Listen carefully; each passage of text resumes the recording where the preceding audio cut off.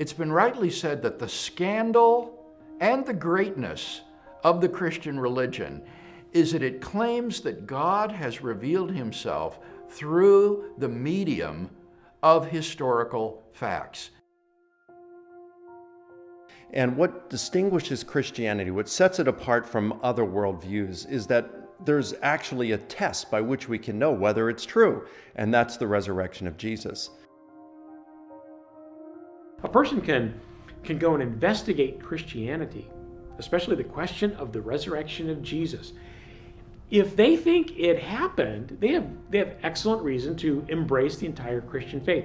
If Jesus did not come back from the dead, there's not really a solid shred of evidence pointing to that, then you're well within your rights, according to the apostle, to reject Christianity. So Christianity's testable in that respect. You can investigate it because it at its core, it has a certain question that's investigatable. When we look at a historical case for Jesus' resurrection, I think one of the best ways of going about this is to take and start off with facts that are so strongly evidenced that they have compelled even the majority of skeptical scholars who studied the subject to grant them as historical.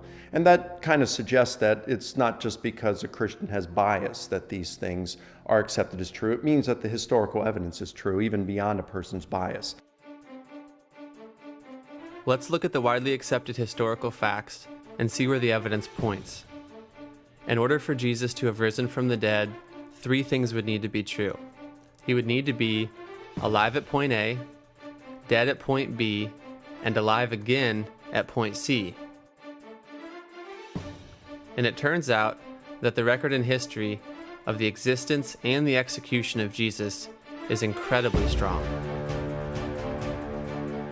Well, it's become kind of a fad on the internet to claim that Jesus never existed.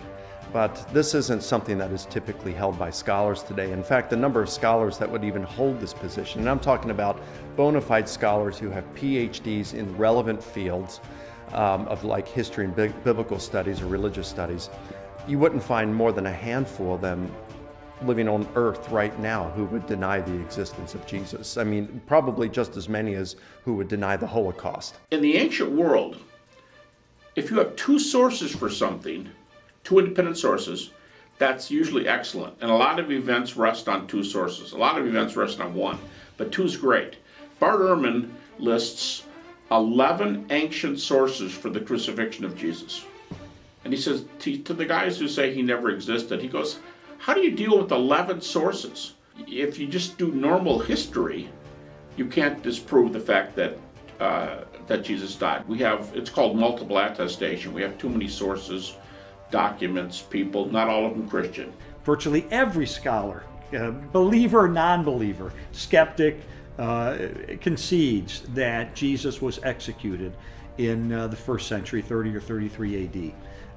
You get laughed out of a major academic institution if you claimed otherwise. In fact, the atheist New Testament scholar Gerd Ludemann says Jesus' execution is an indisputable fact. John Dominic Crossan and Marcus Borg, probably next to Bart Ehrman, are the best known skeptics in America. They both say in their own way, in their own works, Borg and Crossan, that the fact that Jesus died by crucifixion is probably the best supported fact in the ancient world. Now, why would they concede that if they're skeptics and they'd like to get a foothold and say the Christian message isn't true? Why do they say it's the best attested? Because it just is. Now, in order to determine whether Jesus was really alive at point C, we need to look at 4 essential facts. And it's important to understand that the following facts can be established without presupposing that the Bible is God's Word. They're a matter of history. They're established by the records of both Christian and non-Christian sources from the ancient world, and they're agreed upon by both Christian and non-Christian historians today.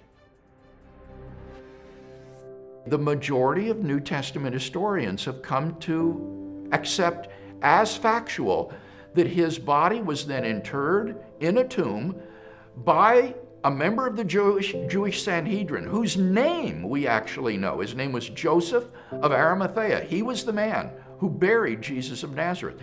Secondly, that tomb was then found empty by a group of Jesus' women disciples on the Sunday morning following the crucifixion.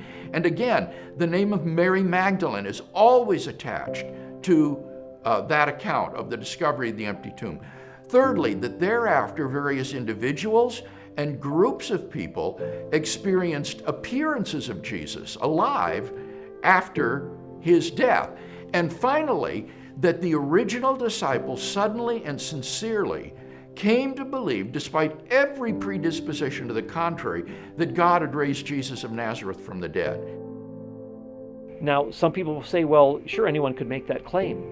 But what we're saying is that they really believed that they saw Jesus. Whether these were hallucinations or not, that's a separate question. But the historical fact is, and this wide spectrum of historians acknowledge, that the disciples really believed that they were appeared to by Jesus. So from there, we have to account for what led the disciples and Paul to believe that Jesus had been raised from the dead and had appeared to them. What were these experiences they were having? Now, of course, we can't get into a time machine and return to the past and see what they actually saw, to experience what they experienced. But we can look at various options. Some will argue that Jesus' body was stolen. Okay, if Jesus' body was stolen, why would the disciples have genuinely believed he appeared to them if they stole the body? Bigger question yet, why would Paul believe Jesus appeared to him if the body was just stolen? What explanation is there? How do we interpret the conversion of Paul and James? How do we interpret those four facts that the wide majority of scholars take for granted? How do we interpret that? Do we interpret that naturally, or do we interpret that supernaturally? The next theory that you'll often hear is that they hallucinated, that the disciples who had been with Jesus for so long and spent so much time with him, they really wanted to see Jesus alive. And so they hallucinated. It's a common psychological phenomenon, which is true.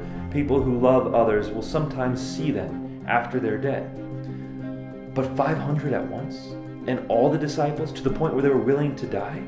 It doesn't quite fit. And once again, Paul. What do we do with Paul? Why did Paul hallucinate the risen Jesus?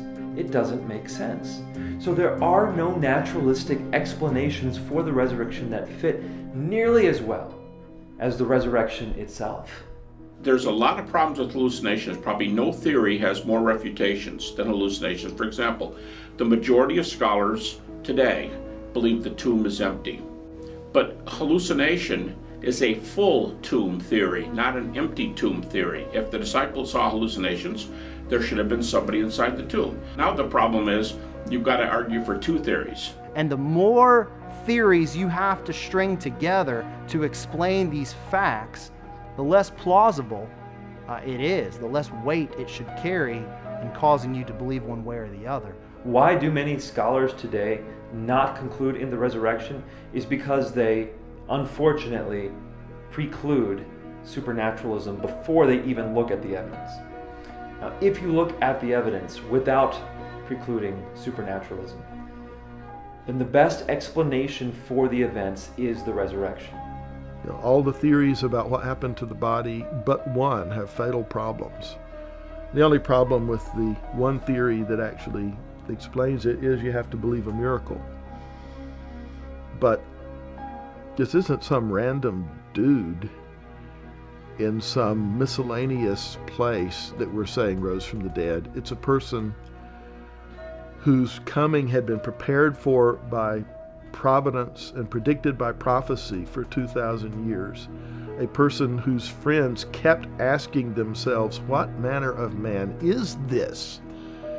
And being forced to answer it in theistic terms. It's the reassertion of the life of someone who had already shown himself to be sovereign over life and death. If there's ever anybody of whom we could believe that miracle happened, it is this man. It is Jesus of Nazareth.